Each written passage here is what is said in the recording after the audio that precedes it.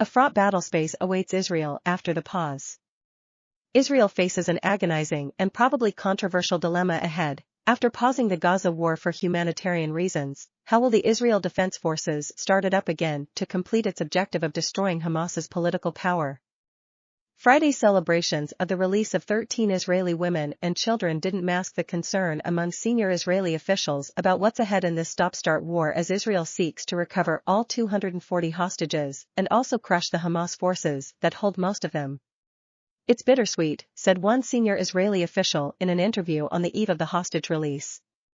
"I'm thinking of those who will not come out tomorrow."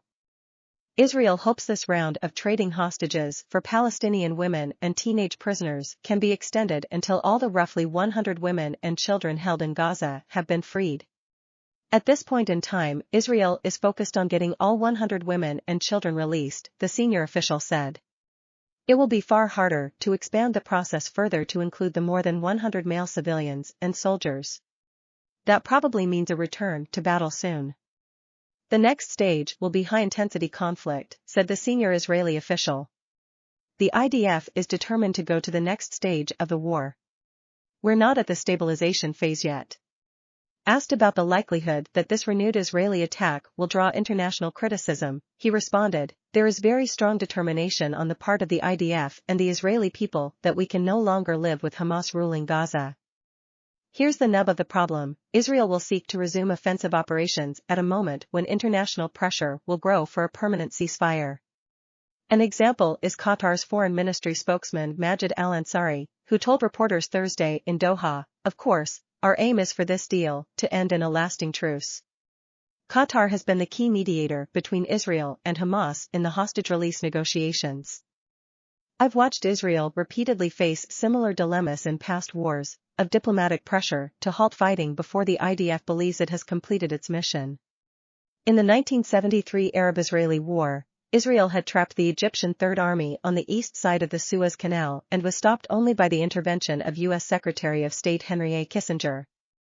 In the 1982 siege of Beirut, Israel resisted repeated calls for a ceasefire before finally agreeing to a U.S. deal that allowed Palestine Liberation Organization chairman Yasser Arafat to leave the city with his forces.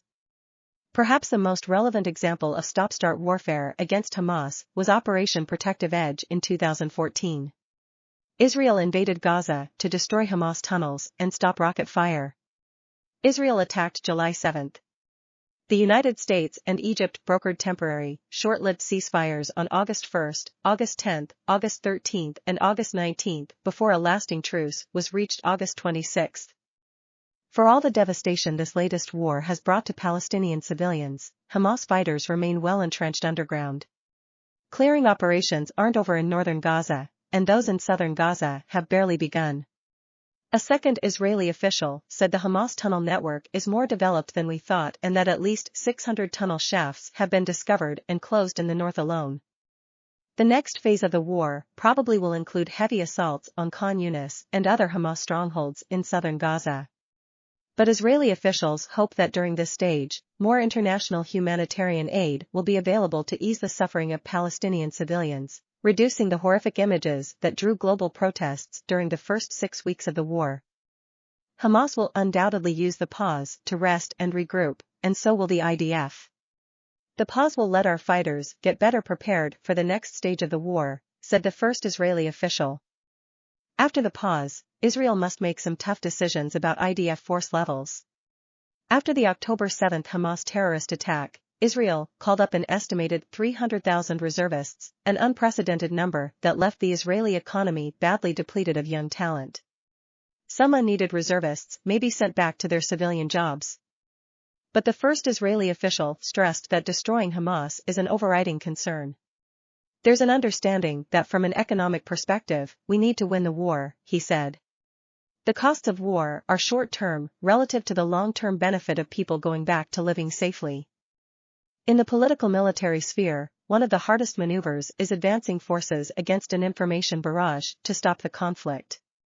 After the joy of the hostage releases in the coming days, Israel will face that difficult challenge of how to finish the job it started against Hamas without triggering renewed international outrage.